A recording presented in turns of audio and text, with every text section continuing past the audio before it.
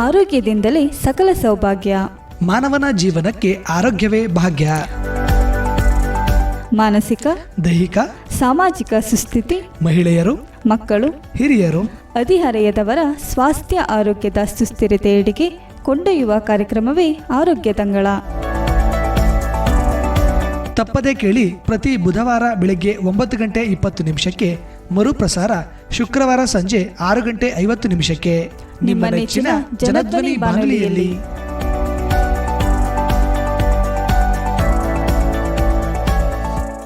ಆತ್ಮೀಯ ಜನಧ್ವನಿ ಕೇಳುಗರಿಗೆಲ್ಲ ನಮಸ್ಕಾರ. ಇದು ನಿಮ್ಮ ನೆಚ್ಚಿನ ಹಾಗೂ ಮೈಸೂರಿನ ಮೊಟ್ಟಮೊದಲ ಸಮುದಾಯ ಬಾನುಲಿ ಕೇಂದ್ರ ಜನಧ್ವನಿ 90.8 ಕಂಪನಾಂಕದಲ್ಲಿ ಸರಗೂರಿನಿಂದ ಪ್ರಸಾರವಾಗುತ್ತಿದೆ. ನಾನು ನಿಮ್ಮ ಬಾನುಲಿ ಗೆಳತಿ ಅನಿತಾ ಸರಗೂರು. ಎಂದಿನಂತೆ ತಮಗೆಲ್ಲರಿಗೂ ಆರೋಗ್ಯದಂಗಳ ಕಾರ್ಯಕ್ರಮಕ್ಕೆ ಆತ್ಮೀಯವಾದ ಸ್ವಾಗತ. ಕೇಳುಗರೆ, ಇಂದು ಆರೋಗ್ಯದಂಗಳ ಕಾರ್ಯಕ್ರಮದಲ್ಲಿ ಭಾಗವಹಿಸಿರುವವರು ಸತತ 17 ವರ್ಷದಿಂದ ಆಶಾ ಕಾರ್ಯಕರ್ತೆಯಾಗಿ ಕಾರ್ಯನಿರ್ವಹಿಸುತ್ತಾ ಅಂಕನಾಥಪುರ ಹಾಡಿ ಹಾಗೂ ಪೆಂಜಳ್ಳಿ ಹಾಡಿಯಲ್ಲಿ ಕಾರ್ಯನಿರ್ವಹಿಸುತ್ತಿರುವ ಶ್ರೀಮತಿ ಚಿಕ್ಕದೇವಿಯರವರು ಇಂದು ನಮ್ಮೊಂದಿಗಿದ್ದಾರೆ. ಬನ್ನಿ ಅವರನ್ನು ಕಾರ್ಯಕ್ರಮಕ್ಕೆ ಸ್ವಾಗತಿಸಿ ಅವರ ಒಂದು ಆಶಾ ಕಾರ್ಯಕರ್ತೆಯಾಗಿ ಅವರ ಕರ್ತವ್ಯಗಳೇನಿರುತ್ತೆ ಅನ್ನೋದ್ರ ಕುರಿತು ಮಾಹಿತಿಯನ್ನು ತಿಳಿಯೋಣ. ಮೇಡಮ್, ಮೊದಲನೇದಾಗಿ ಕಾರ್ಯಕ್ರಮಕ್ಕೆ ಸ್ವಾಗತ ಮೇಡಮ್. ಸ್ವಾಗತ ಮೇಡಮ್. ನಿಮ್ಮದೊಂದು ಸಣ್ಣ ಪರಿಚಯನ ನಮಗೆ ಕೇಳುಗರಿಗೆ ತಿಳಿಸೋದಾದ್ರೆ ಮೇಡಮ್. ನನ್ನ ಹೆಸರು ಚಿಕ್ಕದೇವಿ ಅಂತೇಳಿ. ನಾನು ಅಂಕನಾಥಪುರದ ಹಾಡಿಯಲ್ಲಿ 17 ವರ್ಷದಿಂದ ಅಂಕನಾಥಪುರ ಪೆಂಜಳ್ಳಿ ಹಾಡಿ, ಫಸ್ಟು ಹುಣಸುಗುಪ್ಪೆ, ದಮನಗಟ್ಟೆ, ಸೋಗಳಿ, MG ಹಳ್ಳಿ ಹಾಡಿ, ಲಕ್ಷ್ಮೀಪುರ, ಆನಗಟ್ಟಿ ಎಲ್ಲ ಕಡೆನೂ ಸರ್ವಿಸ್ ಮಾಡ್ತಿದ್ದೆ. ಇವಾಗ ಹಾಸದವರು ಹೆಚ್ಚುವರಿ ಜನಸಂಖ್ಯೆ ಇದ್ದಿರೋದ್ರಿಂದ 1,000ಕ್ಕೆ ಒಬ್ಬರೇ ಆಶೆ ಬೇಕು ಅಂತಂದ್ಬಿಟ್ಟು ಆವಾಗ ಹಾಡಿಗೆ ಬೇರೆ ಆಶಾನ ಆಯ್ಕೆ ಮಾಡಿದರು. ಆವಾಗ ಶ್ರುತಿ ಅನ್ನೋರು ಇನ್ನೊಬ್ಬರು ಆಯ್ಕೆ ಆಗಿದ್ದಕ್ಕೆ ಇವಾಗ ನಾನು ಅಂಕನಾಥಪುರ ಪೆಂಜಳ್ಳಿ 2 ಮಾತ್ರನ ವಿಸಿಟ್ ಮಾಡ್ತಾಯಿದ್ದೀನಿ. ಅಂದ್ರೆ ಈಗ 17 ವರ್ಷದಿಂದ ಕಾರ್ಯನಿರ್ವಹಿಸ್ತಾ ಇದ್ದೀವಿ. ಓಕೆ, ನಿಮ್ಮ ಕುಟುಂಬದಲ್ಲಿ ಯಾರ್ಯಾರಿದ್ದೀರಿ? ನಿಮ್ಮದೊಂದು ಸಣ್ಣ ಪರಿಚಯ. ನಾವು ನನ್ನ ಮಗ ಇದ್ದಾರೆ. ನಮ್ಮ ಯಜಮಾನ್ರ ತಿರುಗಿ 13 ವರ್ಷ ಆಯಿತು. ಇವಾಗ ನಮ್ಮ ಮಗ ಒಬ್ರು ಇದ್ದಾರೆ. ನಮ್ಮ ಮಗ ಇಬ್ಬರೇನೆ. ಏನು ಶಿಕ್ಷಣ ಪಡ್ಕೊಂಡಿದ್ದೀರಿ ಮೇಡಮ್? ಶಿಕ್ಷಣ SLC ಆಗಿದೆ. ಅದಾದ ನಂತರ ನೀವು ಆಶಾ ವರ್ಕರ್ಗೆ ಅದೇ ಆಶಾ ಕಾರ್ಯಕರ್ತೆಯಾಗಿ ಕಾರ್ಯನಿರ್ವಹಿಸಬೇಕು ಅಂತ ಯಾಕೆ ಅನ್ನಿಸ್ತು ಮೇಡಮ್? ಅಲ್ಲಿ ನಾನು ಮೊದಲು ಬಿಸಿ ಊಟಲ್ಲಿ ಕೆಲಸ ಮಾಡ್ತಿದ್ದೆ. ಆವಾಗ ಅಲ್ಲಿ ಬರೀ 650 ರೂಪಾಯಿ ಅಮೌಂಟ್ ಕೊಡ್ತಿದ್ರು ನಮಗೆ, ಮಧ್ಯಾಹ್ನ ಡ್ಯೂಟಿ ಮಾಡೋದು ಅಂತಂದ್ಬಿಟ್ಟು. ಅವಾಗ ಪ್ರೇಮಾವತಿ ಅಂತ ಸಿಸ್ಟರ್ ಅಂತಿದ್ರು. ಅವ್ರು ಬಂದ್ಬಿಟ್ಟು ಹಿಂಗೆ 3,000 ರೂಪಾಯಿ ಸ್ಯಾಲ್ರಿ ಕೊಡ್ತಾರೆ ಆಶಾ ವರ್ಕರ್ ಆದರೆ, ಒಂದು 3 ತಿಂಗಳು ಟ್ರೈನಿಂಗ್ ಇದೆ ಕೆಂಚನಹಳ್ಳಿಲಿ ಅಂತ ಹೇಳ್ಬಿಟ್ಟು ಆವಾಗ ಅಲ್ಲಿಗೆ ಕರ್ಕೊಂಡೋದ್ರು. ಆವಾಗ ಅಲ್ಲಿಗೆ ಅಂತ ಹೋದ್ಮೇಲಿಂದ ಅಲ್ಲಿಂದ ಸ್ಟಾರ್ಟು. ಅಲ್ಲಿ 7 ವರ್ಷ ಮಾಡಿದೆ ಸ್ಕೂಲಲ್ಲಿ. ಅದಾದಮೇಲೆ ಇನ್ನು 17 ವರ್ಷದಿಂದ ಆಶಾ ವರ್ಕರಾಗಿ ಕಾರ್ಯನಿರ್ವಹಿಸಿ ಮಾಡಬೇಕು ಅಂದ್ಕೊಂಡು. ಅಂದರೆ ನೀವು ಒಬ್ಬ ಟ್ರೈಬಲ್ ಮಹಿಳೆಯಾಗಿ ಸೊ ಮನೆಯಿಂದ ಹೊರಗಡೆ ಬಂದು ಈ ರೀತಿ ಕರ್ತವ್ಯ ನಿರ್ವಹಿಸ್ತಾ ಇರೋದಕ್ಕೆ ಕುಟುಂಬದ ಸಹಕಾರ ಇತ್ತ? ಕುಟುಂಬದ ಸಹಕಾರ ಇರಲಿಲ್ಲ. ನಾವು ಯಜಮಾನರು 1.5 ತಿಂಗಳ ತನಕಂಟ ಮಾತಾಡಿಸ್ಲಿಲ್ಲ. ಬ್ಯಾಗ್ ಎಲ್ಲ ಕಿತ್ಕೊಂಡ್ರು, ಗಲಾಟಿನೆಲ್ಲ ಆಯಿತು. ತಾಲಿ ಕೇಳೋ ಸಮಯಕ್ಕಂಟು ಬಂತು. ಹಂಗಾದ್ರೂ ನಾನು ಬಗ್ಲಿಲ್ಲ. ಮಾಡ್ತೀನಿ ನೀವು ಬಿಟ್ರು ಆ ಕೆಲಸ ಬಿಡಲ್ಲ ಅಂದ್ಬಿಟ್ಟು ದುಡ್ಡು ಮಾಡೋ ಅನ್ಕೊಂಡು ಟ್ರೈನಿಂಗ್ನು ಮುಗಿಸ್ಕೊಬಂದೆ. ಆವಾಗ ಮುಗಿಸ್ಕೊಬಂದ್ಮೇಲೆ 9 ವರ್ಷ ಕೆಲಸ ಮಾಡಿದೆ. 9 ವರ್ಷದ ಮೇಲೆ ನಮ್ಮ ಯಜಮಾನ್ರು ತೀರೋದ್ರು. ಆವಾಗಲಿಂದ ಇದೇ ನನಗೆ ಕಾಯಮ್ಮ ಅಂತಂದ್ಬಿಟ್ಟು ಇದೇ ಕೆಲಸನ ನಂಬ್ಕೊಂಡು ಜೀವನ ಮಾಡ್ಕೊಂಡು ಹೋಗ್ತಾಯಿದ್ದೀನಿ. ಹೌದು, ಈಗ ಆಶಾ ಕಾರ್ಯಕರ್ತೆಯಾಗಿ 17 ವರ್ಷದಿಂದ ನೀವು ಕಾರ್ಯನಿರ್ವಹಿಸ್ತಾ ಇದ್ದೀರಲ್ಲ, ಹಾಗಿದ್ರೆ ನಿಮ್ಮ ಒಂದು ರೋಲ್ ಆ್ಯಂಡ್ ರೆಸ್ಪಾನ್ಸಿಬಿಲಿಟಿ ಅಥವಾ ಕರ್ತವ್ಯಗಳು ಏನಿರುತ್ತೆ ಮೇಡಮ್? ನಮ್ಮ ಆಶಾ ವರ್ಕರಲ್ಲಿ ಏನು ಕರ್ತವ್ಯ ಅಂತಂದರೆ, ಹೊಸದಾಗಿ ಮದುವೆ ಆದವ್ರನ್ನ ಮೊದಲು ರಿಜಿಸ್ಟರ್ ಮಾಡ್ಕೋತೀವಿ. ಆವಾಗ ಅವ್ರ ಮನೆಗೆ ಹೋಗಿ ವಿಸಿಟ್ ಕೊಟ್ಟಾಗ ಅವ್ರ ತಿಂಗಳು ಬೇರೆ ರಜಾ ಆಗ್ತಾಯಿದ್ದಾರಂತ ಅವ್ರನ್ನ ಮೊದಲು ವಿಚಾರಿಸ್ಕೊತಿರ್ತೀವಿ. ಎಷ್ಟು ನೆಕ್ಸ್ಟ್ನೇ ತಿಂಗಳಲ್ಲಿ ಹೋಗಿ ಆಗಿದೆಯಾ, ನಿಂಗೆ ಡೇಟ್ ಇಟ್ಕೊಂಡಿದ್ಯಾ ಕರೆಕ್ಟಾಗಿ, ತಿಂಗಳು ಕರೆಕ್ಟಾಗಿ ಮುಟ್ಟಾದಾಗ ಏನಾರು ಸಮಸ್ಯೆ ಆಗುತ್ತಾ, ಬ್ಲೀಡಿಂಗ್ ಯಾವ ರೀತಿ ಆಗುತ್ತೆ ಇರುತ್ತೆ ಅನ್ನೋದ್ರ ಬಗ್ಗೆ ಎಲ್ಲ ವಿಚಾರಿಸ್ತಾ ಇರ್ತೀವಿ. ಆಮೇಲೆ ಅವ್ರಿಗೆ ಸ್ವಚ್ಛತೆ ಬಗ್ಗೆನೂ ಸುಧಾ ಹೇಳ್ಕೊಡೋಕೆ ಸ್ಟಾರ್ಟ್ ಮಾಡ್ತೀವಿ. ಈ ರೀತಿ ಸ್ವಚ್ಛತೆ ಎಲ್ಲ ಅದ್ರ ಬಗ್ಗೆ ಎಲ್ಲ ಹೇಳ್ಕೊಡ್ತೀವಿ. ಅದಾದಮೇಲೆ ಪುನಃ ಅವ್ರಿಗೆ ತಿಂಗ್ಳಿಗೆ ಹೋಗ್ಬೇಕು ಕರೆಕ್ಟಾಗಿ. ಈ ತಿಂಗಳಲ್ಲಿ 1ನೇ ತಾರೀಕು ರಜಾ ಆಗಿದ್ದರೆ ಮುಂದಿನ ತಿಂಗಳು ಸುಧಾ ಇದೇ ರೀತಿ ಆಗಿರಬೇಕು. ಹಿಂಗೆ ಆಗಲಿಲ್ಲ ಅಂತಂದಾಗ 1 ತಿಂಗಳು ತಪ್ಪಿತು 1.5 ತಿಂಗಳು ಆದಮೇಲೆ ವಿಸಿಟ್ ಏನಾರ ಹೋದಾಗ ಒಂದ್ಸರಿ ಟೆಸ್ಟ್ಗೆ ಹಾಸ್ಪಿಟ್ಲಿಗೆ ಹೋಗೋಣ, ಟೆಸ್ಟ್ ಮಾಡಿಸೋಣ, ಇನ್ನು ಮದುವೆ ಆಗಿದ್ದರೆ ಇಂಥವ್ರನ್ನೆಲ್ಲ ಹೇಳ್ಬಿಟ್ಟು ಅವ್ರಿಗೆಲ್ಲ ಮಾಹಿತಿಗಳನ್ನೆಲ್ಲ ಕೊಟ್ಕೊಂಡು ಬರ್ತಿರ್ತೀವಿ. ಅಂದರೆ ಈಗ ಗರ್ಭಿಣಿ ಅಂತ ಗೊತ್ತಾದ ತಕ್ಷಣ ನೀವು ಯಾವ ರೀತಿ ಅವರಿಗೆ ಮಾಹಿತಿಯನ್ನು ಒದಗಿಸ್ತಾ ಇರ್ತೀರಿ ಮೇಡಮ್? EC ಅಂತ ರಿಜಿಸ್ಟರ್ ಮಾಡಿರ್ತೀವಿ. ಅವರು ಮದುವೆ ಆಗಿರ್ತಾರೆ, ಮದುವೆ ಆದಮೇಲೆ EC ಅಂತ ತಗೋತೀವಿ. ತಗೊಂಡ ಮೇಲೆ ಅವರು ನಮಗೆ JK ಜನಾಂಗ ಯಾರೂ ಹೇಳಲ್ಲ. ಗರ್ಭಿಣಿ ಅನ್ಕೊಂಡೇ ಹೇಳಲ್ಲ. ಈ ಎರವ ಜನಾಂಗ ಇದೆಯಲ್ಲ, ಅದು 2 ತಿಂಗಳು ಅವಳಿಗೆ ಅಕಸ್ಮಾತ್ ರಜೆ ಆಗಲಿಲ್ಲ ಅವಳು, ಆವಾಗಲೇ ನಮಗೆ ಫೋನ್ ಮಾಡ್ತಾರೆ, ಅಕ್ಕ ನನಗೆ ಈ ತಿಂಗಳು ರಜೆ ಆಗಲಿಲ್ಲ, ಯಾಕೆ ನಂಗೆ ಸ್ವಲ್ಪ ತಲೆ ಸುತ್ತಾ ಇದೆ, ವಾಮಿಟ್ ಬಂದಂಗೆ ಆಗ್ತಾ ಇದೆ, ಇಷ್ಟೆಲ್ಲ ಲಕ್ಷಣಗಳು ಬರ್ತಾಯಿದೆ ಅಂತ ಗೊತ್ತಾಗುತ್ತೆ. ನಮ್ಮ ಜೇನು ಕುರುಬ ಜನಾಂಗದಲ್ಲಿ ಆ ರೀತಿ ಏನೂ ಅಲ್ಲ. ನಾವಾಗಿದ್ದು ನಾವೇ ಹೋಗಿ ಅವ್ರನ್ನ ಗುರ್ತಿಸಿ, ನೀನು 1 ತಿಂಗಳು ರಜೆ ಆಗಿದ್ದಪ್ಪ, ಹೌದು ಮೇಡಮ್ ನಾನು ಆಗಿಲ್ಲ, ಆಗಿಲ್ದೇ ಇದ್ರೂ ನಾನು ಆಗಿದ್ದೆ ಅಂದ್ಬಿಟ್ಟೇ ನೀವು ಸುಳ್ಳು ಹೇಳ್ಬಿಡ್ತಾರೆ. 4 ತಿಂಗಳ ಮೇಲೇ ನಾವು ಅವ್ರನ್ನ ಗುರ್ತಿಸೋಕ್ಕೆ ಸಾಧ್ಯ. ಆಮೇಲೆ ಅವ್ರಿಗೆ ಮೊದಲು ಗೌರ್ಮೆಂಟ್ ಹಾಸ್ಪಿಟ್ಲ್ ಕರ್ಕೊಂಡೋಗಿ ಎಲ್ಲ ಪ್ರತಿಯೊಂದು ಟೆಸ್ಟ್ಗಳನ್ನೆಲ್ಲ ಮಾಡಿಸ್ತೀವಿ. ಎಲ್ಲ ಮಾಹಿತಿಗಳನ್ನೆಲ್ಲ ಆರೋಗ್ಯದ ಬಗ್ಗೆ ಆಗಿರ್ಬೋದು, ಮಗು ಬಗ್ಗೆ ಆಗಿರ್ಬೋದು, ಅವರು ತಾಯಿ ಕಾರ್ಡು ಕೊಡಬೇಕು ಅನ್ನೋದಕ್ಕೆ ನಾವು ಆಧಾರ್ ಕಾರ್ಡು, ರೇಷನ್ ಕಾರ್ಡು, ಅವ್ರ ಅಕೌಂಟು, ಪ್ರಶ್ನೆ ದಾಖಲಾತಿಗಳನ್ನೆಲ್ಲನೂ ಅವ್ರ ಮದುವೆ ಅದು ಬಂದಾಗಲೇ ಸ್ಟಾರ್ಟಿಂಗ್ ಮಾಡಿ ಹೇಳಿರ್ತೀವಿ. ನೀವು ಆಧಾರ್ ಕಾರ್ಡ್ ಮಾಡಿಸ್ಕೊಳ್ಳಿ, ರೇಷನ್ ಕಾರ್ಡ್ ಮಾಡಿಸ್ಕೊಳ್ಳಿ, ತಾಯಿ ಮನೆಯಿಂದ ಗಂಡನ ಮನೆ ಬಂದಿರ್ತೀರ, ಇವೆಲ್ಲನೂ ತಿದ್ದುವಣೆ ಮಾಡ್ಕೊಂಡು ಎಲ್ಲ ರೆಡಿ ಮಾಡಿ ಇಟ್ಕೊಳ್ಳಿ ಅಂತಂದ್ಬಿಟ್ಟು ಎಲ್ಲ ವಿವರಗಳನ್ನೆಲ್ಲ ಹೇಳಿರ್ತೀವಿ. ಹೇಳಿ ಎಲ್ಲ ಪ್ರಿಪೇರ್ ಮಾಡ್ಕೊತೀವಿ. ಅವರು ಗರ್ಭಿಣಿ ಅಂತ ಗೊತ್ತಾದಾಗ ಅವ್ರನ್ನ ಹಾಸ್ಪಿಟ್ಲಿಗೆ ಕರ್ಕೊಂಡೋಗ್ತೀವಿ. ಹಾಸ್ಪಿಟ್ಲಿಗೆ ಕರ್ಕೋಗಿ ರಿಪೋರ್ಟ್ ಕೊಟ್ಟಾದಮೇಲೆ ಆಮೇಲೆ ತಾಯಿ ಕಾರ್ಡ್ ಕೊಡಿಸೋ ವ್ಯವಸ್ಥೆನ ಮಾಡ್ತೀವಿ. ಅವಾಗ ಆದಮೇಲೆ 1 ತಿಂಗಳಾದಮೇಲೆ TT ಇಂಜೆಕ್ಷನ್ಗಳನ್ನೂ ಕೊಡಿಸ್ಕೊಡ್ತೀವಿ. ಪ್ರತಿಯೊಂದು ವ್ಯವಸ್ಥೆಗಳನ್ನೆಲ್ಲನೂ ಹೇಳ್ಕೊಂಡು ಮಾಹಿತಿ ಕೊಟ್ಕೊಂಡು ಬತ್ತೇ ಇರ್ತೀವಿ ಅವ್ರಿಗೆ. ಈಗ ಗರ್ಭಿಣಿ ಅಂತ ಗೊತ್ತಾದ ತಕ್ಷಣ ನಂತರದಲ್ಲಿ ನಿಮ್ಮ ಜವಾಬ್ದಾರಿಗಳೇನು? ನಮ್ಮ ಜವಾಬ್ದಾರಿ ಅಂತಂದರೆ ತಾಯಿ ಕಾರ್ಡ್ ಕೊಡಿಸೋದು ಒಂದು, ಫಸ್ಟು ಟೆಸ್ಟಿಂಗ್ ಆದಮೇಲೆ ನೆಕ್ಸ್ಟು ತಾಯಿ ಕಾರ್ಡು. ಟೆಸ್ಟಿಂಗ್ ಕೊಡ್ತೀವಿ, ರಿಪೋರ್ಟ್ ಕರೆಕ್ಟಾಗಿ ಎಲ್ಲ ಬ್ಲಡ್ಡು, HB ತೂಕ ಅವ್ರದ್ದೆಲ್ಲ ನಾರ್ಮಲ್ ಬಂತು ಅಂತಂದರೆ ಆವಾಗ ಮೊದಲು ತಾಯಿ ಕಾರ್ಡ್ಗೆ ಕೊಡ್ತೀವಿ. ತಾಯಿ ಕಾರ್ಡ್ ಆದಮೇಲೆ ಸ್ಕ್ಯಾನಿಂಗು, ಆಮೇಲೆ ಅವ್ರಿಗೆ ಎಲ್ಲ ಆರೋಗ್ಯದ ಬಗ್ಗೆ ಆಗಿರ್ಬೋದು, FS ಮಾತ್ರೆ ಆಗಿರ್ಬೋದು, ಕ್ಯಾಲ್ಸಿಯಮ್ ಆಗಿರ್ಬೋದು, ಆಗ ಅಕಸ್ಮಾತ್ HB ಅವ್ರಿಗೆ ಕಡಿಮೆ ಆಗಿರ್ಬೋದು, ಅವ್ರಿಗೆ ಐರನ್ ಸುಕ್ರೋಸ್ ಹಾಕ್ಸೋದು, ತರಕಾರಿ ಊಟದ ಬಗ್ಗೆ, ಪೌಷ್ಟಿಕ ಆಹಾರದ ಬಗ್ಗೆ, ಅವ್ರಿಗೆ ಏನೇನು ತಗೋಬೇಕು, ಯಾವ ಟೈಮಲ್ಲಿ ಮಾತ್ರೆ ತಗೋಬೇಕು, ಯಾವ ಟೈಮಲ್ಲಿ ಮಲಗಬೇಕು ಅನ್ನೋದ್ರ ಬಗ್ಗೆ ಎಲ್ಲ, ಆರೋಗ್ಯದ ಬಗ್ಗೆ ಎಲ್ಲ ಮಾಹಿತಿಗಳನ್ನ ಕೊಟ್ಕೊಂಡು ಹೋಗ್ತಿರ್ತೀವಿ ಅವ್ರಿಗೆ. ಅಂದರೆ ಈಗ ಡೆಲಿವರಿ ತನಕನೂ ನೀವು ಅವರಿಗೆ ಎಲ್ಲ ಕೊನೆ ತನಕ ಇರ್ತೀರಿ. ಯಾಕೆಂತಂದರೆ ಟ್ರೈಬಲಲ್ಲಿ ಅದರಲ್ಲಿ JK ಜನಾಂಗದಲ್ಲಂತಲೂ ಅವ್ರ ಯಜಮಾನ್ರುಗಳು ಯಾವುದೇ ಟೆಸ್ಟ್ಗಾಗಲಿ ಇನ್ನೊಂದಕ್ಕಾಗಲಿ ಪ್ರತಿಯೊಂದಕ್ಕೂ ಕರ್ಕೊಂಡೋಗಲ್ಲ. ಪ್ರತಿಯೊಂದಕ್ಕೂ ಆಶಯನೇ ಬೇಕು. ನಾ ಮಾಡೋ ಏರಿಯಾದಲ್ಲಿ ಪ್ರತಿಯೊಂದನ್ನಕ್ಕೂ ನಾನೇ, ಅವಳು 3 ತಿಂಗಳು ಮುಟ್ಟಾಗಿದೆ ಅಂದದಕ್ಕೂ ಟೆಸ್ಟಿಗೂ ನಾನೇ ಕರ್ಕೊಂಡೋಗ್ಬೇಕು. ಅವಳು ತಾಯಿ ಕಾರ್ಡ್ ಕೊಡಿಸ್ಬೇಕು, ತಾಯಿ ಕಾರ್ಡ್ ಇದೆ ಬರೆಸ್ಕೊಡ್ಬೇಕು ಅಂತಂದ್ರು ನಾನೇ ಕರ್ಕೊಂಡೋಗ್ಬೇಕು. ಒಂದು ಇಂಜೆಕ್ಷನ್ಗಾಗಿರ್ಬೋದು, ಒಂದು ಸ್ಕ್ಯಾನಿಂಗ್ ಆಗಿರ್ಬೋದು, ಕೊನೆ ಡೆಲಿವರಿ ಆಗೋ ತನಕನೂ ನಾನೇ ಅವ್ರಿಗೆ ಫಿಕ್ಸ್ ಆಗಿಬಿಟ್ಟಿರ್ತಾರೆ. ಆಶಾಕ ಇದ್ದಾರೆ, ನಾನು ಕರ್ಕೊಂಡೋಗ್ತಾರೆ, ಅವ್ರು ಬರ್ತಾರೆ, ನಾನು ಕರೀತಾರೆ, ನಾನು ಹೋಗ್ತೀನಿ ಅನ್ನೋದು ಕಂಪಲ್ಸರಿ ನಮ್ಮ ಅಂಕನಾಥಪುರ ಪೆಂಜಳ್ಳಿ ಅಡಿಲಿ ಇದು ಆಗಿರೋದು ರೀತಿ. ಅಂದರೆ ಒಟ್ಟು ಇವೆರಡು ಕ್ಷೇತ್ರದಲ್ಲಿ ಕಾರ್ಯನಿರ್ವಹಿಸ್ತಿರುವಂಥದ್ದು. ಮನೆಯಲ್ಲೇ ಹೆರಿಗೆ ಮಾಡ್ಕೊಳ್ದಿರೋ ಥರ ನೀವು ಅರಿವು ಕಾರ್ಯಕ್ರಮಗಳು? ನಾನು ಕಾರ್ಯಕ್ರಮ ಕೊಟ್ಟಿದ್ದೀನಿ. ಇದುವರೆಗೂ ನನ್ನ ಮನೆ ಹೆರಿಗೆ ಅಂತ ಎಲ್ಲ ಆಗೇ ಇಲ್ಲ. ಒಂದು ಆಗೈತಿ 2024 ಆಗಿತ್ತು. ಅದು ತಕ್ಷಣದಲ್ಲಿ ನೈಟು ಡೆಲಿವರಿ ಆಗಿದ್ದಕ್ಕೆ ಅದನ್ನು ಬಿಟ್ಟರೆ ಯಾವುದನ್ನು ಇದುವರೆಗೂ ನಾನು ಹೋಮ್ ಡೆಲಿವರಿನೇ ಮಾಡಿಲ್ಲ. ಶಿಶು ಮರಣ ಆಗಿರ್ಬೋದು, ತಾಯಿ ಮರಣ ಆಗಿರ್ಬೋದು, ನನ್ನ ಏರಿಯಾದಲ್ಲಿ ಇದುವರೆಗೂ ಯಾವುದನ್ನು ಕೈದಿಲ್ಲ. ಒಂದೇ ಒಂದು, ಅದು ಮಗುವಿಗೂ ಹಾಲು ಕುಡಿಸ್ಬೇಕಾದ್ರೆ ತೊಟ್ಲೊಳಗಡೆಯಿಂದ ಬಿದ್ದು 8 ವರ್ಷನೇನೋ ಆಯಿತು. ಆವಾಗಲಿಂದ ಅದೊಂದು ಬಿಟ್ಟರೆ ಇದುವರೆಗೂ ಯಾವುದಂಥ ಪ್ರಕರಣಗಳು ನಾನೇನು ಕಂಡಿಲ್ಲ. ಮಾಡೋಕ್ಕೂ ಚಾನ್ಸರು ಕೊಟ್ಟಿಲ್ಲ. ನಾನು ಹೋಮ್ ಡೆಲಿವರಿ ಮಾಡೋಕ್ಕೆ ಚಾನ್ಸೇ ಇರಲ್ಲ. ಯಾಕೆಂತಂದರೆ ಒಂದು ಅವಳಿಗೆ EDD ಹತ್ರ ಆಯ್ತು ಬಂದಿದ್ದಾಗಲೇ ಸ್ಟಾರ್ಟ್ ಮಾಡ್ತೀನಿ. ನೀನು ನಾಳೆ ಹೋಗ್ಬೇಕು, ನಾಳೆ ಕರ್ಕೊಂಡೋಗ್ತೀನಿ. ನೋಡಿ, ಇವು ನೆನ್ನೆ ಕರ್ಕೊಬಂದು ಡೆಲಿವರಿ ಅಡ್ಮಿಷನ್ ಆಗಿದ್ದಾರೆ. ಬೆಳಗಿನ 6 ಗಂಟೆಗೆ ಬಂದಿದ್ದೀನಿ ಇಲ್ಲಿಗೆ. ಬಂದು ಇವಾಗ ಸಿಸರಿನ್ ಆಯಿತು, ಹೆಣ್ಮಗು ಜನನ ಆಗಿದೆ. ಈಗ ತಾಯಿ ಮಕ್ಕಳು ಅಮ್ಮ ಎಲ್ಲ ಖುಷಿಯಾಗಿದ್ದಾರೆ. ಆ ರೀತಿ ನಮ್ಮ ಜವಾಬ್ದಾರಿ. ಇವಾಗ ಡೆಲಿವರಿ ಮಾಡಿಸ್ತೀವಿ, ಆಮೇಲೆ ನಮ್ಮ ಕೆಲಸ ಏನಿದೆ ನೋಡ್ಕೊಂಡು ಮನೆಗೆ ಹೋಗ್ತೀವಿ. ಡೆಲಿವರಿಯ ನಂತರ ಆಗಿದ್ರೆ ನಿಮ್ಮ ಜವಾಬ್ದಾರಿಗಳೇನು? ನಮ್ಮ ಜವಾಬ್ದಾರಿ ಆದಮೇಲೆ ತಾಯಿನ ಮೊದಲು ಕೇರ್ ಮಾಡ್ತೀವಿ. ಅವರ ಆರೋಗ್ಯ ಆಗಿರ್ಬೋದು, ಸ್ವಚ್ಛತೆ ಆಗಿರ್ಬೋದು, ಅವ್ರಿಗೆ ಬ್ಲೀಡಿಂಗ್ ಆಗ್ತಿದೆಯಾ ಅಂತ ನೋಡ್ಬೋದು. ಸೂಚರ್ ಮಾಡ್ತಿರೋ ಸೂಚರಿ ಇಲ್ಲ ಹಂಗಾಗಿ ಸ್ವಲ್ಪ ಏನಾರ ಗಾಯ ಏನಾರ ಆಗಿರ್ಬೋದು, ಏನೋ ಸಿಜರಿನ್ ಮಾಡಿರ್ತಾರೆ, ಅದರಲ್ಲಿ ಸ್ವಲ್ಪ ಹೊಲಿಗೆ ಏನಾರ ಬಿಟ್ಟು ಏನಾರ ಕಿವಿ ಏನಾರ ಬರ್ತಿದೆಯಾ ಅನ್ನೋದನ್ನೆಲ್ಲ ಅದರ ಬಗ್ಗೆ ನೋಡ್ಕೊಂಡಿರ್ತೀವಿ. ಆಮೇಲೆ ಸ್ವಚ್ಛತೆ ಬಗ್ಗೆ ಬ್ಲೀಡಿಂಗ್ ಏನಾರ ಹೆಚ್ಚಿಗೆ ಏನಾರ ಆದರೆ ಹಿಂಗೆ ಹೇಳ್ತಾರೆ, ಟೈಮ್ಗೆ ಒಂದು ದಿನದಲ್ಲಿ 4 ಟೈಮು ಪ್ಯಾಡ್ ಚೇಂಜ್ ಮಾಡಬೇಕು ಅಂತ ಹೇಳಿರ್ತೀವಿ. ಹೆಚ್ಚು ಬಿಸಿನೀರನ್ನ ಬಳಸಿ ಅಂತ ಹೇಳಿರ್ತೀವಿ. ಸ್ವಚ್ಛತೆ ಬಗ್ಗೆ ಎಲ್ಲ ಅದನ್ನೆಲ್ಲ ಹೇಳ್ಕೊಡ್ತೀವಿ. ಆಮೇಲೆ ಅದಾದಮೇಲೆ ಮಗುಗೆ ಎದೆ ಹಾಲು ಕುಡಿಸೋದು, ಪುನಃ ಇಂಜೆಕ್ಷನ್ಗೆ ಫಸ್ಟ್ ಊಟದಾಗ BCG ಇವೆಲ್ಲನೂ ಹೇಳಿರ್ತೀವಿ. ಆಮೇಲೆ 1.5 ತಿಂಗಳ ಇಂಜೆಕ್ಷನು, 2.5 ತಿಂಗಳ ಇಂಜೆಕ್ಷನು, 3.5 ತಿಂಗಳ ಇಂಜೆಕ್ಷನ್, ಇವೆಲ್ಲನೂ 1.5 ವರ್ಷ ತನಕನೂ ಅವ್ರ ಮಗುವಿನ ಇಂಜೆಕ್ಷನ್ನ ಜವಾಬ್ದಾರಿನೂ ಸುಧಾ ಮಗುವಿನ ಅದ್ರ ಬಗ್ಗೆನೂ ಫುಲ್ ಎಲ್ಲ ಮಾಹಿತಿಗಳನ್ನ ತಗೋತೀವಿ ಅವ್ರದ್ದು. ಈಗ ಮಾತಾಡ್ತಾ ಹೇಳಿದ್ರಿ ಮಕ್ಕಳ ಚುಚ್ಚುಮದ್ದು ಆಗಿರ್ಬೋದು ಅಥವಾ ಹಾಲುಣಿಸೋದಾಗಿರ್ಬೋದು ಮಾಹಿತಿಯನ್ನು ನೀಡ್ತೀನಿ ಅಂತ. ಅಂದರೆ ಮಕ್ಕಳ ಪೋಲಿಯೋ ಆಗಿರ್ಬೋದು, ಚುಚ್ಚುಮದ್ದು ಆಗಿರ್ಬೋದು, ಹಾಲುಣಿಸೋದ್ರ ಬಗ್ಗೆ ಆಗಿರ್ಬೋದು, ಇನ್ನು ಏನೇನೆಲ್ಲ ಜಾಗೃತಿ ಕಾರ್ಯಕ್ರಮಗಳನ್ನ ನಿಮ್ಮ ಏರಿಯಾದಲ್ಲಿ ಮಾಡ್ತಾ ಇದ್ದೀರಿ ಮೇಡಮ್? ಇದು ಕಡಿಮೆ ತೂಕ ಏನಾರ ಮಕ್ಕಳು ಏನಾರ ಬಂತು ಅಂತಂದರೆ ಅವ್ರನ್ನೂ ಮಕ್ಕಳನ್ನ ಆರೋಗ್ಯ ಗೌರ್ಮೆಂಟ್ ಹಾಸ್ಪಿಟ್ಲಿಗೆ ಕರ್ಕೊಂಡು ಹೋಗ್ಬಿಟ್ಟು ಅವ್ರಿಗೆ ಮಕ್ಕಳಿಗೆ ಪೌಷ್ಟಿಕ ಆಹಾರದ ಶಿಬಿರಕ್ಕೆಲ್ಲ ಸೇರಿಸಿ ಆ ಮಕ್ಕಳನ್ನ ಗುಣಪಡಿಸೋ ಅಂತಲೂ ಮಾಡ್ತೀವಿ. ಆಗ ಒಂದು ಮಗುವಿನಿಂದ ಇನ್ನೊಂದು ಮಗುವಿಗೆ 3 ವರ್ಷ ಅಂತರ ಇರಬೇಕು ಅಂತಂದ್ಬಿಟ್ಟು ಇವಾಗ ಅಂತರ ಇಂಜೆಕ್ಷನ್ಗಳನ್ನೂ ಹಾಕ್ಸ್ಕೊಡ್ತಾ ಇದ್ದೀವಿ. ಅವ್ರಿಗೆ ದೂರ ಇರಿ, ಮಕ್ಕಳು ಚೆನ್ನಾಗಿ ಬೆಳವಣಿಗೆ ಆಗಲಿ, ಒಂದು ಮಗುಗೂ ಇನ್ನೊಂದು ಮಗುಗೂ ಸ್ವಲ್ಪ ದೂರ ಇದ್ಕೊಂಡು ಈ ಮಗುನೇ ಚೆನ್ನಾಗಿ ಬೆಳೆಸಿ ಆಮೇಲೆ ಎರಡನೇದಕ್ಕೆ ನೀವು ತಾಯಿತನನ ಇದು ಮಾಡ್ಬೋದು ಅಂದ್ಬಿಟ್ಟು ಇದ್ರ ಬಗ್ಗೆನೂ ಅಂತರದ ಬಗ್ಗೆ ಆಗಿರ್ಬೋದು, ಇದ್ರ ಬಗ್ಗೆ ಎಲ್ಲನೂ ಚೆನ್ನಾಗಿ ಮಾಹಿತಿ ಎಲ್ಲ ಕೊಟ್ಕೊಂಡು ಬರ್ತೀವಿ ನಾವು.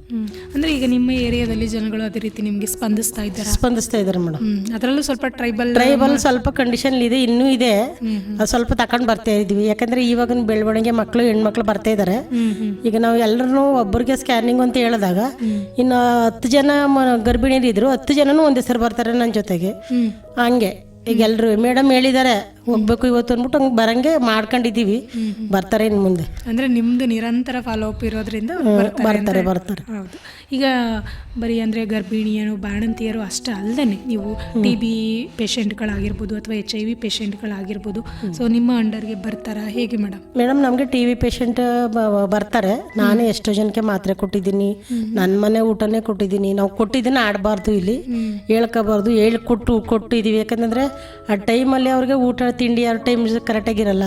ಯಾಕೆ ಮಾತ್ರೆ ಮೊದಲು ನಮಗೆ ಕೊಡ್ತಿದ್ರು, ನೀವು ಮಾತ್ರೆ ನುಂಗಿಸ್ಬೇಕು ಇಷ್ಟು ಗಂಟೆಗೆ, ಇಷ್ಟು ಆವಾಗ 7 ಮಾತ್ರೆ ಕೊಡ್ತಿದ್ದು, ಇಷ್ಟು ಗಂಟೆಗೆ ನುಂಗಿಸ್ಬೇಕು ಅಂದಾಗ ಅವ್ರ ಮನೇಲಿ ಟೈಮ್ ಕರೆಕ್ಟಾಗಿ ಊಟ ಇಲ್ಲ ಆಗದೇನೆ ಇದ್ದಾಗ ನಮ್ಮನೇಲಿ ಅಡುಗೆ ಮಾಡಿ ಅವ್ರಿಗೆ ಊಟ ಕೊಟ್ಟು ಮಾತ್ರೆ ಕೊಟ್ಟು ಕಳಿಸಿದ್ದು ಉಂಟು. ಇದ್ದಾರೆ ಇದೆಲ್ಲ ಮಾಡಿಸಿ ಮೆಡಿಸಿನ್ ಎಲ್ಲ ಕೊಟ್ಟು ಗುಣ ಮಾಡಿದ್ದೂ ಇದೆ.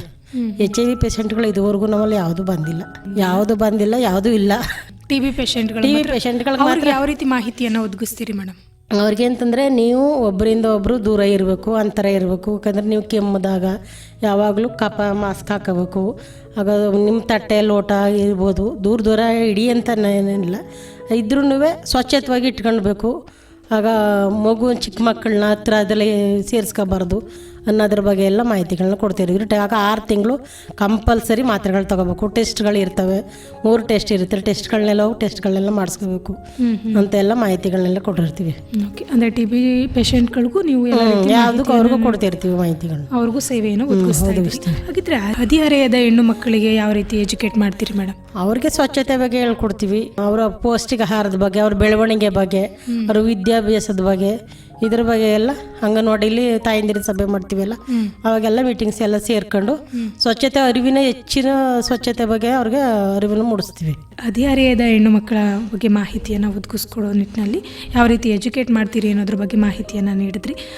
ಮತ್ತು ಒಂದು ಗರ್ಭಿಣಿ ಆಗಿರ್ಬೋದು ಅಥವಾ ಹೆರಿಗೆ ಆದ ನಂತರ ಆ ಮಗುವಿನ ಆರೈಕೆ ಆಗಿರ್ಬೋದು ಅಥವಾ ಬಾಣಂತಿಯ ಆರೈಕೆಯ ಬಗ್ಗೆ ಅಥವಾ ಡೆಲಿವರಿಗೆ ನೀವು ಕರ್ಕೊಂಡು ಬರೋದ್ರ ಬಗ್ಗೆ ಮಾಹಿತಿಯನ್ನು ನೀಡೋದಾದ್ರೆ ಯಾವ ರೀತಿ ನೀವು ಈಗ ಮಧ್ಯರಾತ್ರಿ ಬೇಕಾದ್ರೆ ಯಾವಾಗ ಬೇಕಾದ್ರೆ ಟೈಮಿಂಗ್ಸ್ ಎಲ್ಲ ಮೇಡಮ್ ಸಾದೆಗೆ ಫಾಲೋ ಅಪ್ ಮಾಡ್ತೀರಿ? ಅದೇ ಮೇಡಮ್ ಅಂತಂದರೆ ನಮಗೆ ಈಗ ನಾವು ಹೇಳಿರ್ತೀವಿ ಇವತ್ತು ನಿನಗೆ ನಾಳೆ ಇನ್ನು 3 ದಿನಕ್ಕೆ ಟೈಮ್ ಇದೆ ಡೆಲಿವರಿ ಟೈಮು, ಅದಕ್ಕೆ ನೀನು ಹೋಗ್ಬೇಕು ಪ್ರಿಪೇರ್ ಆಗಪ್ಪ ಅಂತ ಹೇಳಿರ್ತೀವಿ. ಅವ್ರ ಮನೆಗೆ ನಾವು ಈ ತಿಂಗಳು ಮುಂದಿನ ತಿಂಗಳು ಇದೆ ನನಗೆ ಇದು ಫೆಬ್ರವರಿ ಮಾರ್ಚಿಗೆ ಡೇಟ್ ಇರುತ್ತೆ. ಅವ್ರಿಗೆ ಫೆಬ್ರವರಿಲೇ ಸ್ಟಾರ್ಟ್ ಮಾಡಿರ್ತೀವಿ. ಕಾಟನ್ ಬಟ್ಟೆ ರೆಡಿ ಮಾಡ್ಕೋಬೇಕು, ತಟ್ಟೆ ರೆಡಿ ಮಾಡ್ಕೋಬೇಕು, ಪ್ಲೇಟು, ನಿನ್ನ ರಿಪೋರ್ಟ್ಗಳು, ನಿನ್ನ ತಾಯಿ ಕಾರ್ಡು, ನಿನ್ನ ಆಧಾರ ಕಾರ್ಡು ಏನಿದೆ ಅದನ್ನೆಲ್ಲನೂ ಒಂದು ಪ್ಯಾಕಿಂಗ್ ಮಾಡಿ ಸ್ವಚ್ಛತವಾಗಿ ಚೆನ್ನಾಗಿ ಬಿಸಿಲಲ್ಲಿ ಒಣಗಿಸಿ ಎಲ್ಲ ಕ್ಲೀನ್ ಮಾಡಿಬಿಟ್ಟು ಒಂದು ಬ್ಯಾಗು ಪ್ರಿಪೇರ್ ಮಾಡಿ ಇಡಬೇಕು ಅಂತಂದ್ಬಿಟ್ಟು ಎಲ್ಲನೂ ರೆಡಿ ಮಾಡಿ ಇಟ್ಕೊಂಡು ಹೇಳಿರ್ತೀವಿ. ಅವಾಗೇನಂತಂದರೆ ಟೈಮಿಂಗ್ಸು ಅವ್ರಿಗೆ ನಾವು ಹೇಳ್ತೀವಿ, ಹಿಂಗೆ 3 ದಿನ ಅಂತಲೇ ಹೋಗಿ ಹಾಸ್ಪಿಟ್ಲಲ್ಲಿ ಅಡ್ಮಿಂಟ್ ಆಗಬೇಕು. ನಮ್ಮ ಟೈಮ್ಗೆ ಆಂಬುಲೆನ್ಸ್ ಸಿಗೋಲ್ಲ, ನಮ್ಮ ಟೈಮ್ಗೆ ಡಾಕ್ಟ್ರುಗಳು ಸಿಗೋಲ್ಲ, ನಮ್ಮ ಟೈಮ್ಗೆ ನಾನು ಇರ್ತೀನೋ ಇನ್ನೊಬ್ಬರು ನನ್ನ ಟೈಮ್ಗೆ ಬೇರೆ ಕೆಲಸಗಳಿರ್ತವೆ. ಅದರಿಂದ ಇಷ್ಟನ್ನೆಲ್ಲ ನೀನು ಕವರ್ ಮಾಡ್ಕೋಬೇಕು ಅಂದ್ಬಿಟ್ಟು ಎಲ್ಲ ಹೇಳಿರ್ತೀವಿ. ಆವಾಗ ಅವರು ಆಡೇವ್ರು ಹೆಂಗೆ ಅಂತಂದರೆ ಹೊಟ್ಟೆ ನೋವು ಬಂದಾಗಲೇ ಹಾಸ್ಪಿಟ್ಲಿಗೆ ಬರೋದು. ಹೊಟ್ಟೆ ನೋವು ಕಂಡಾಗಲೇ ಮೇಡಮ್ ನಂಗೆ ಹೊಟ್ಟೆ ನೋವು ಇಲ್ಲ, ನಂಗೆ ಹೊಟ್ಟೆ ನೋವು ಬಂದಮೇಲೆ ಹೇಳಿದೆ ಅನ್ನೋದು. 1 ಗಂಟೆ ರಾತ್ರಿಯಲ್ಲಿ ಬಂದು ಮನೆ ಬಡಿಯೋರು ಇದ್ದಾರೆ. ಅಲ್ಲಿಂದ ಕರ್ಕೊಂಡು ಮೊಬೈಲ್ಗೆ ಫೋನ್ ಮಾಡ್ತಾರೆ. ಮೊಬೈಲ್ ಅಕಸ್ಮಾತ್ ಏನಾರು ಸ್ವಿಚ್ ಆಫ್ ಆಯಿತು ಅಂದರೆ ಡೈರೆಕ್ಟಾಗಿ ಮನೆಗೆ ಬಂದಿರ್ತಾರೆ. ಮನೆಗೆ ಬಂದು 1 ಗಂಟೆ ರಾತ್ರಿ 2 ಗಂಟೆ ರಾತ್ರಿ ಅಷ್ಟಲ್ಲೆಲ್ಲ ಬಂದು ಡೆಲಿವರಿನೆಲ್ಲ ಕರ್ಕೊಂಡೋಗಿ ಮಾಡಿಸೋ ಚಾನ್ಸಸ್ ಎಲ್ಲ ಇರುತ್ತೆ. ಅವಾಗ ಇಲ್ಲಿಗೆ ಬಂದು ಹಾಸ್ಪಿಟ್ಲಿಗೆ ಬಂದಿರ್ತೀವಿ, ಇಲ್ಲ ಆಗಲ್ಲ ಮೈಸೂರಿಗೆ ಹೋಗ್ಬೇಕು ಅಂದಿರ್ತಾರೆ. ಅವಾಗ ಮೈಸೂರಿಗೂ ಸುಧಾ 1 ಗಂಟೆ ರಾತ್ರಿ 2 ಗಂಟೆ ರಾತ್ರಿ ಅನ್ನಲ್ಲ. ಆವಾಗ ಒಬ್ಬರು ಏನು ಮಾಡ್ತಾರೆ, ಕರ್ಕೊಂಡೋಗಿ ಅಡ್ಮಿಷನ್ ಮಾಡಿಬಿಟ್ಟು ಬಿಟ್ಬಿಟ್ಟು ಬಂದ್ಬಿಟ್ಟಿರ್ತಾರೆ. ನಾವು ಹಂಗಲ್ಲ, ಹೋದ್ಮೇಲೆ ಆ ತಾಯಿ ಮಗು ಇಬ್ಬರೂ ಒಂದು ಮಾಡಬೇಕು. ಅದು 3 ದಿನ ಆಗಿದ್ರೂ ಪರವಾಗಿಲ್ಲ, ತಾಯಿ ಮಕ್ಕಳು ಒಂದಾಗಿ ಅವರಾದ್ಮೇಲೆ ಅವರಿಬ್ಬರನ್ನು ಬಿಟ್ಬಿಟ್ಟೆ ಆವಾಗಲೇ ನಾನು ಹಾಸ್ಪಿಟ್ಲಿಂದ ಈ ಕಡೆ ಮನೆಗೆ ಬರ್ಬೇಕಾದ್ರೆ ಚಾನ್ಸ್ ನನ್ನ ಕೆಲಸ ನಾನು ಮಾಡ್ತಿರೋದು ಅಷ್ಟೇ. ಇವಾಗ ಬಂದು ಅಡ್ಮಿಷನ್ ಮಾಡಿಬಿಟ್ಟು ಬಿಟ್ಬಿಟ್ಟು ಹೊಂಟೋಗೋಣ ಅಂತನಲ್ಲ. ಡೆಲಿವರಿ ಆಗಬೇಕು ಇಲ್ಲ ಆಯ್ತಾ ಆಗಲಿಲ್ವ 2 ತೀರ್ಮಾನದಲ್ಲಿ ಮಾಡಂಗೆ ನಾನು ಇದುವರೆಗೂ ಇಷ್ಟು ಡೆಲಿವರಿ ಆಗಿರೋರ್ವರೆಗೂ ಎಲ್ರಿಗೂ ಇದೇ ರೀತಿಯೇ ಮಾಡಿರೋದು. ಹಾಗಿದ್ರೆ ನಿಮ್ಮ ಒಂದು ಸರ್ವಿಸ್ ಟೈಮಲ್ಲಿ ಮನೆಯಲ್ಲೇ ಡೆಲಿವರಿ ಆಗಿದ್ದು ಉದಾಹರಣೆಗಳು ಯಾವುದೂ ಇಲ್ಲ? ಯಾವುದೂ ಇಲ್ಲ. ಓಕೆ. ಹಾಗೆ ಮತ್ತು ತಾಯಿ ಮತ್ತು ಶಿಶು ಮರಣ ತಡೆಗಟ್ಟುವಲ್ಲಿ ಏನೇನೆಲ್ಲ ಮುಂಜಾಗ್ರತಾ ಕ್ರಮಗಳು? ಮುಂಜಾಗ್ರತೆ ಅಂತಂದರೆ ಮಕ್ಕಳಿಗೆ ಅದೇ ಹಾಲು ಕುಡಿಸೋದ್ರ ಬಗ್ಗೆ ಎಲ್ಲ ಮಾಹಿತಿಗಳಿಗೆ ಚಕೋಚನ ಕೊಡ್ತಿರ್ತೀವಿ. ಮಲಗಿಸ್ಕೊಂಡು ಹಾಲು ಕುಡಿಸ್ಬೇಡಿ, ತೊಡೆ ಮೇಲೆ ಕುಡಿಸ್ಕೋಬೇಕು, ಕಂಕ್ಳು ಬಲ್ಜೆ ಎಡಗಡೆ ತೋಳಿನ ಮೇಲೆ ಮಗು ತಲೆ ಹಾಕಬೇಕು, ಮಗುಗಿನ ತೇರುತ್ತೆ. ಆಗ ಹಾಲು ಕುಡಿಸಾದ್ಮೇಲೆ ಬೆನ್ನು ನಿಂಬಬೇಕು. ಇಷ್ಟೆಲ್ಲ ಆದಾಗ ಎಲ್ಲ ಹಾಲು ಕುಡಿಯೋದ್ರ ಬಗ್ಗೆ ಎಲ್ಲ ಮಾಹಿತಿಗಳೆಲ್ಲ ಕೊಡ್ತಿರ್ತೀವಿ. ಜ್ವರ ಬಂದಾಗ ಕೆಮ್ಮು ಬಂದಾಗ ತಕ್ಷಣದಲ್ಲಿ ಹಾಸ್ಪಿಟ್ಲಿಗೆ ಹೋಗ್ಬೇಕು ಅಂತ ಅನ್ನೋದ್ರ ಬಗ್ಗೆ ಎಲ್ಲ ಶಿಶು ಮರಣಗಳನ್ನ ತಪ್ಪಿಸೋಕ್ಕೋಸ್ಕರ ಮಕ್ಕಳಿಗೆ ಟೈಮ್ ಕರೆಕ್ಟಾಗಿ ಇಂಜೆಕ್ಷನ್ಗಳನ್ನೆಲ್ಲ ಮಾಡಿಸ್ಕೊಡ್ತಾ ಇರ್ತೀವಿ. ಎಲ್ಲನೂ ಮಾಡಿ ತಾಯಿಗೆ ಹೆಚ್ಚಿನ ಮಾಹಿತಿಗಳನ್ನೆಲ್ಲ ನೀಡೋಕ್ಕೆ ಮಾಡಿಕೊಡ್ತೀವಿ. ಆದ್ದರಿಂದ ತಾಯಿಗೆ ಮಗುಗೂ ತಾಯಿಗೂ ಬಾಂಧವ್ಯ ಜಾಸ್ತಿ ಆಗುತ್ತಲ್ಲ, ಆವಾಗ ಕೇರ್ ಮಾಡೋಕ್ಕೆ ಸ್ಟಾರ್ಟ್ ಮಾಡ್ತಾರೆ ಅವರು. ಮಾಡ್ತಾರೆ ಮಾಡೋದು. ಓಕೆ. ಅಂದರೆ ಇಷ್ಟೆಲ್ಲ ನೀವು ಕಾರ್ಯಕ್ರಮಗಳನ್ನ ಮಾಡ್ತಾ ಇರ್ತೀರಿ, ಟ್ರೈಬಲ್ ಏರಿಯಾದಲ್ಲಿ ವರ್ಕ್ ಮಾಡ್ತಾ ಇದ್ದೀರಿ, ಸಾಕಷ್ಟು ಸವಾಲುಗಳ ಮಧ್ಯೆ 17 ವರ್ಷ ಈ ಒಂದು ಆಶಾ ಕಾರ್ಯಕರ್ತೆಯಾಗಿ ಕರ್ತವ್ಯ ನಿರ್ವಹಿಸಿದಿರಿ. ಹಾಗಿದ್ರೆ ಇದುವರೆಗೂ ಏನೆಲ್ಲ ಒಂದು ಸವಾಲುಗಳನ್ನ ಎದುರಿಸಿದಿರಿ ಮೇಡಮ್? ಸವಾಲುಗಳನ್ನ ಎದುರಿಸಿದ್ದೀನಿ ಮೇಡಮ್. ಸ್ವಾತಿ ಅಂತ ಒಬ್ಬರು, ಸ್ವಾತಿ ಮಣಿಕಂಠ ಅಂತ, ಅವರಿಗೆ 7 ತಿಂಗಳು ಗರ್ಭಿಣಿ ಅವಳು. ಅವಳಿಗೆ ಸ್ವಲ್ಪ ಬ್ಲೀಡಿಂಗ್ ಆಗ್ತಿತ್ತು ಮನೆಯಲ್ಲಿ, ಗೊತ್ತಿರಲಿಲ್ಲ ಅವಳಿಗೆ. ಅವಳೇನು ಮಾಡ್ಬಿಟ್ಟು ಇಲ್ಲಿ ವಿವೇಕಾನಂದ ಹಾಸ್ಪಿಟ್ಲಿಗೆ ಬಂದು ಅಡ್ಮಿಂಟ್ ಆಗಿದ್ದಾರೆ. ಬಂದು ಅಡ್ಮಿಂಟ್ ಆಗಿ ಇಲ್ಲೂ ಸುಧಾ ಅವ್ರು ಹೇಳ್ಕೊಂಡಿಲ್ಲ ಬ್ಲೀಡಿಂಗ್ ಆಗ್ತಾಯಿದೆ ನಂಗೆ ಅಂತ ಹೇಳ್ಕೊಂಡಿಲ್ಲ ಅವರು.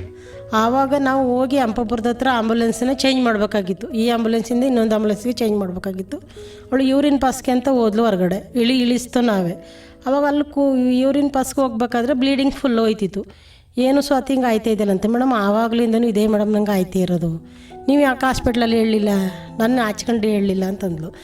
ಆವಾಗ ನಾವು ನಾಗೇಶ್ ಸರ್ ಅಂತಿದ್ರು, ಇಲ್ಲಿ ಫೀಲ್ಡ್ ವರ್ಕಲ್ಲಿ ಇವಾಗಲೂ ಕೆಲಸ ಮಾಡ್ತಾರೆ ಹೊಸಳ್ಳಿಯವರು. ನಾಗೇಶ್ ಸರ್ ನಾವು ಅವರು ಇಬ್ಬರೂ ಆವಾಗ ಮೈಸೂರಿಗೆ ಅಲ್ಲಿಗೆ ಹೋದೋ. ನಾವು ಮೈಸೂರಿಗೆ ಹೋಗಿ ಅಡ್ಮಿಟ್ ಮಾಡ್ಬೇಕಾರೆ 11 ಗಂಟೆ 11:15 ರಾತ್ರಿ. ಆವಾಗ ಹೋಗಿ ಅಡ್ಮಿಟ್ ಮಾಡಿಬಿಟ್ಟು ಎಲ್ಲ ಬಂದ್ಬಿಟ್ಟು ನೈಟು ಪುನಃ ಅಲ್ಲಿ ಮೈಸೂರಲ್ಲೆಲ್ಲ ಉಳ್ಕೊಳಕ್ಕಾಗುತ್ತೆ, ವ್ಯವಸ್ಥೆ ಏನೂ ಇರಲಿಲ್ಲ ಅಂದ್ಬಿಟ್ಟು ಅದೇ ಬಂದ್ಬಿಟ್ಟಾಗ ಬೆಳಿಗ್ಗೆ 6 ಗಂಟೆಗೆ ಫೋನು ನಮಗೆ, ಏನಂತ, ಸ್ವಾತಿ ತೀರೋಗಿದ್ದಾಳೆ, ನೀವು ಬರಲೇಬೇಕು ಮೇಡಮ್ ಅಂತ.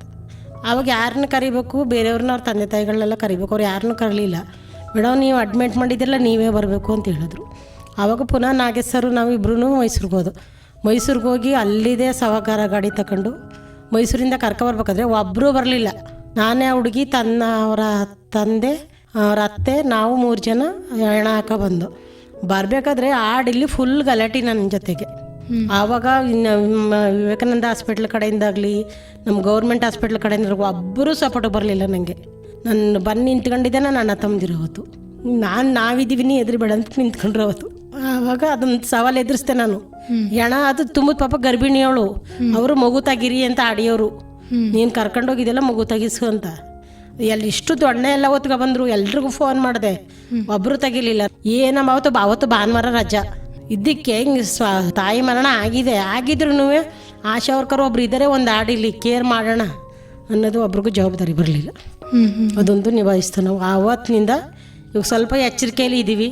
ಇವಾಗ ಯಾರೇ ಬಂದ್ರೂ ಯಾರನ್ನೇ ಕರ್ಕೊಂಡು ಹೋಗ್ಬೇಕಾದ್ರು ಅವ್ರ ಮನೆಯವ್ರನ್ನ ಪೇರೆಂಟ್ಸ್ಗಳನ್ನ ಜೊತೆಗೆ ಕರ್ಕೊಂಡು ಹೋಗ್ತೀನಿ. ಈಗ ಮೊದಲು ನಾನು ಅದೊಂದರಲ್ಲಿ ನಾವು ಒಬ್ಬರೇ ಹೋಗಿ ಅನುಭವಿಸಿದ್ದಕ್ಕೆ, ಆಡಿಲ್ಲ ಅಂದಿದ್ದಕ್ಕೆ, ಕೇಳಿದ್ದಕ್ಕೆ ಎಲ್ಲ ಅನುಭವಿಸ್ತು. ಅದು ಗೊತ್ತಾಯಿತು, ಸ್ವಲ್ಪ ಅರಿವಾಯಿತು. ಆದ್ರೂ ಅವರು ಇದು ಮಾಡಲಿಲ್ಲ ಲಾಸ್ಟಲ್ಲಿ. ಅಂದರೆ ಈಗ ಸಾಕಷ್ಟು ಸವಾಲುಗಳ ಮಧ್ಯೆ ಈ ಒಂದು ಕರ್ತವ್ಯವನ್ನು ನಿಭಾಯಿಸಿದ್ದೀರಿ. ಬಾಲ್ಯ ವಿವಾಹಕ್ಕೆ ಸಂಬಂಧಿಸಿದಂತೆ ನೀವೇನಾದರೂ ಅರಿವು ಕಾರ್ಯಕ್ರಮಗಳನ್ನ ಮಾಡ್ತಾ ಇದ್ದೀರಾ? ಹೇಳ್ತಿರ್ತೀವಿ ನಮ್ಮ ಮನೆಗೆ ಹೋದಾಗೆಲ್ಲ 18 ವರ್ಷ ತುಂಬ ತನಕ ಮಕ್ಕಳಿಗೆ ಮದುವೆ ಮಾಡಬೇಡಿ, ಚೆಂದಾಗಿ ಓದಬೇಕು, ಅವರು ಆದಮೇಲೆ ಇವಾಗೆಲ್ಲ ಕಂಪ್ಲೇಂಟು ಅದೆಲ್ಲ ಮಾಡ್ತಿದ್ದಾರೆ. ಆದ್ದರಿಂದ ಮಕ್ಕಳಿಗೆ ಚೆನ್ನಾಗಿ ಎಜುಕೇಷನ್ ಕೊಡಿ, ಮಕ್ಕಳು ಚೆನ್ನಾಗಿ ಓದಲಿ, ಅವ್ರಿಗೆ 18 ವರ್ಷ ಆದಮೇಲೆ ಅವ್ರಿಗೆ ಮದುವೆ ಮಾಡಿ ಅನ್ನೋದ್ರ ಬಗ್ಗೆ ಎಲ್ಲ ಅರಿವು ಮಾಡ್ತಾಯಿದ್ವಿ. ಆದ್ರೂ ಆಡಿಗಳಲ್ಲಿ ಅವ್ರ ಸಹಕಾರ ಅವರು, ಅಂದರೆ ನಾವು ಆಗಿನ ಕಾಲದಲ್ಲಿ ನಮ್ಮ ಮಕ್ಕಳನ್ನ ಇರಲಿಲ್ವಾ, ನಾವು ಚಿಕ್ಕರಲ್ಲಿ ಮದುವೆ ಆಗಲಿಲ್ವಾ, ನಮ್ಮ ಅಜ್ಜಿ ಆಗಲಿಲ್ವಾ, ನನ್ನ ಮಗಳಾಗಲಿಲ್ವಾ, ಇನ್ನೊಬ್ಬರು ಮದುವೆ ಆಗಿದ್ದಾರಲ್ಲ ಆ ಕಾರಣಗಳನ್ನ ನಮಗೆ ಕೊಡ್ತಾ ಬರ್ತಿದ್ದಾರೆ. ಇದುವರೆಗೂ ಆಯ್ತೇ ಇಲ್ಲ. ದೊಡ್ಡಲಿ 2 ಕೇಸ್ ಆಗಿತ್ತು. 2 ಕೇಸ್ ಆಗಿ ಪೆಂಡಿಂಗಲ್ಲಿ ನಿಂತಿದೆ.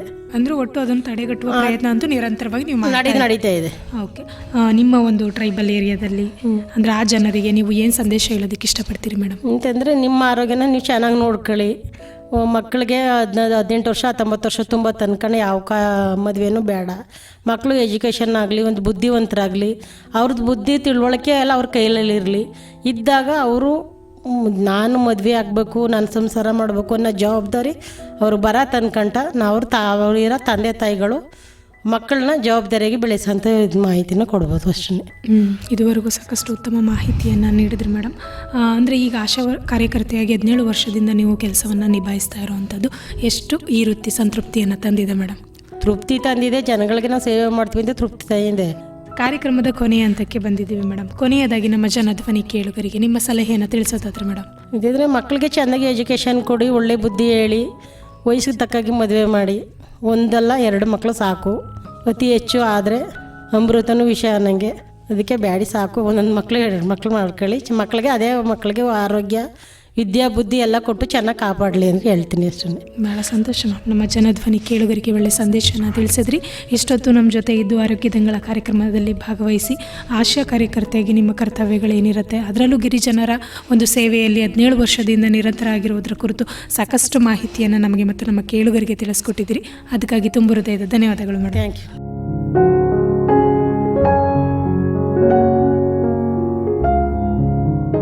ಕೇಳುಗರೆ, ಇದುವರೆಗೂ ಕೇಳ್ತಾ ಇದ್ರಿ ಆರೋಗ್ಯ ದಂಗಳ ಕಾರ್ಯಕ್ರಮದಲ್ಲಿ ಆಶಾ ಕಾರ್ಯಕರ್ತೆಯಾಗಿ ಕಾರ್ಯನಿರ್ವಹಿಸುತ್ತಿರುವ ಶ್ರೀಮತಿ ಚಿಕ್ಕದೇವಿರವರ ಜೊತೆಗಿನ ಸಂದರ್ಶನ ಕಾರ್ಯಕ್ರಮವನ್ನು. ಇದು ಇವತ್ತಿನ ಆರೋಗ್ಯ ದಂಗಳ ಕಾರ್ಯಕ್ರಮ. ಮತ್ತೆ ಮತ್ತೊಂದು ಕಾರ್ಯಕ್ರಮದಲ್ಲಿ ನಿಮ್ಮನ್ನು ಭೇಟಿಯಾಗ್ತೀನಿ. ಅಲ್ಲಿಯವರೆಗೂ ಕೇಳ್ತಾ ಇರಿ ಜನಧ್ವನಿ. ಇದು ನಿಮ್ಮ ಧ್ವನಿ, ನಿಮ್ಮೂರಿನ ಧ್ವನಿ, ಜನರ ಧ್ವನಿಯಾದ ಜನಧ್ವನಿ 90.8 ಕಂಪನಾಂಕದಲ್ಲಿ ಸರಗೂರಿನಿಂದ ಪ್ರಸಾರವಾಗುತ್ತಿದೆ. ನಮಸ್ಕಾರ. ಆರೋಗ್ಯದಿಂದಲೇ ಸಕಲ ಸೌಭಾಗ್ಯ. ಮಾನವನ ಜೀವನಕ್ಕೆ ಆರೋಗ್ಯವೇ ಭಾಗ್ಯ. ಮಾನಸಿಕ, ದೈಹಿಕ, ಸಾಮಾಜಿಕ ಸುಸ್ಥಿತಿ, ಮಹಿಳೆಯರು, ಮಕ್ಕಳು, ಹಿರಿಯರು, ಹದಿಹರೆಯದವರ ಸ್ವಾಸ್ಥ್ಯ ಆರೋಗ್ಯದ ಸುಸ್ಥಿರತೆಯೆಡೆಗೆ ಕೊಂಡೊಯ್ಯುವ ಕಾರ್ಯಕ್ರಮವೇ ಆರೋಗ್ಯ ದಂಗಳ. ತಪ್ಪದೇ ಕೇಳಿ. ಪ್ರತಿ ಬುಧವಾರ ಬೆಳಗ್ಗೆ 9:20 ಮರುಪ್ರಸಾರ ಶುಕ್ರವಾರ ಸಂಜೆ 6:50 ನಿಮ್ಮ ನೆಚ್ಚಿನ ಜನಧ್ವನಿ ಬಾನುಲಿಯಲ್ಲಿ.